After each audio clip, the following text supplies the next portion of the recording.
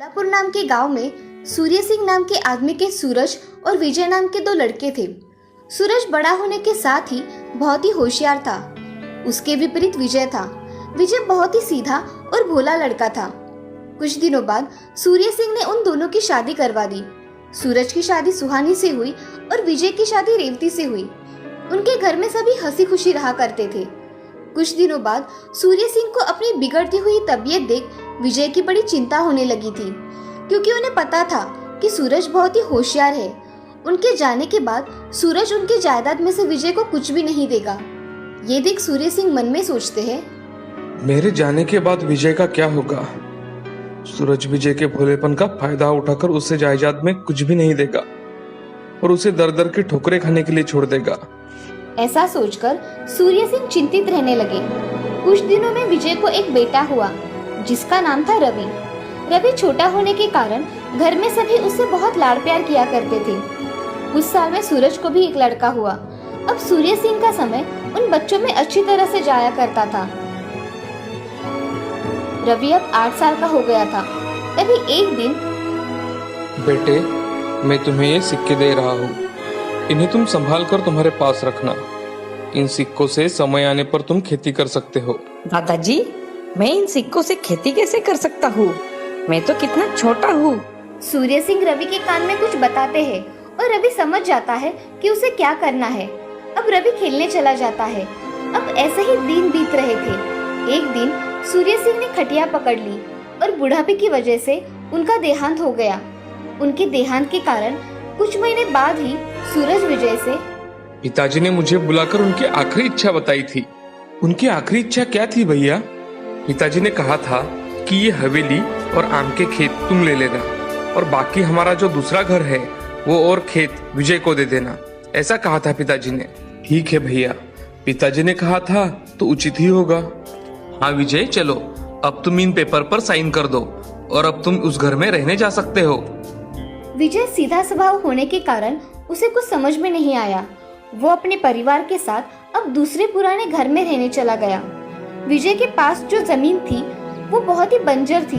उस पर खेती तो क्या, उस पर फसल भी नहीं आ सकती थी। ये देख रेवती को बहुत गुस्सा आया और वो विजय से, आपके सीधे स्वभाव के कारण हमेशा हमारा नुकसान होता है।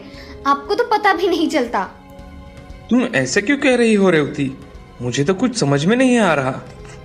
आप इतने भोले हो कि आपको आपके भाई ने बंजर जमीन दे दी, ये भी आपको नहीं समझ में आया। रेवती, मेरे भैया ने ऐसा जानबूझकर नहीं किया होगा।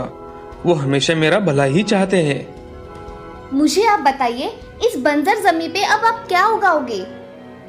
विजय सोचने लगता है, मगर वो जमीन बंजर होने के कारण उसका दिमाग काम करना बंद कर देता है।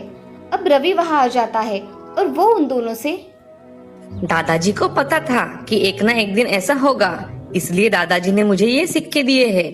उन सिक्कों को जमीन में डालकर उनसे खेती की तो हमें अच्छा मुनाफा होगा, ऐसा दादाजी ने कहा था। बेटा, क्या तुम्हें ये सब पिताजी ने कहा था? हाँ पिताजी। ऐसा कहकर रवि कमरे में भागते हुए गया और संदूक निकालकर उसमें से सिक्के लेकर विजय के पास चला आया। तभी वो सिक्के देखकर रेवती विजय से, ऐसे सिक्के डालकर क्या बंजर जमीन उपजाऊ बनेगी? ऐसा कुछ नहीं होता। मुझे रवि पर पूरा विश्वास है। मेरे पिताजी ने सिक्के दिए हैं तो कुछ सोच समझ कर ही दिए होंगे। चलो रवि, मैं खेत को पहले अच्छी तरह से जोत लेता हूँ और बाद में हम उसमें सिक्के लगाएंगे। हाँ पिताजी, हम ऐसा ही करेंगे। ऐसा कहकर रवि और विजय खेत जोतने के लिए चले जाते हैं। अब कुछ दिनों में विजय अपना खेत जोतकर तैयार कर लेता है और उस खेत में रवि सिक्के डाल के बो देता है। कुछ दिनों बाद उनके खेत में कुछ अजीब दिखने वाली फसल आ गई थी। ये देख विजय रवि से, बेटा रवि, पिताजी ने तुम्हें ऐसा ही कहा था ना कि सिक्के जमीन में बोने हैं। बेटा, मुझे फसल तो कुछ अलग ही लग रही है। ये देख रवि विजय से, पिताजी, मुझे दादाजी ने जैसे बताया था वैसा ही मैंने किया है। अब सिर्फ उस फसल पर फल लगने का इंतजार करो। ठीक है बेटे, जैसा तुम कहो। ऐसा कहकर विजय और रेवती फसल पर कौन से फल लगते हैं इसका इंतजार कर रहे थे। कुछ महीनों बाद उनके बंजर जमीन में फसल लहराने लगी। ये देख रवि और विजय बहुत खुश हो गए। अगले ही दिन विजय जल्दी उठकर खेत में जाकर देखता है तो उसे दिखाई देता है कि खेत में फसल को पैसे लगे हुए हैं।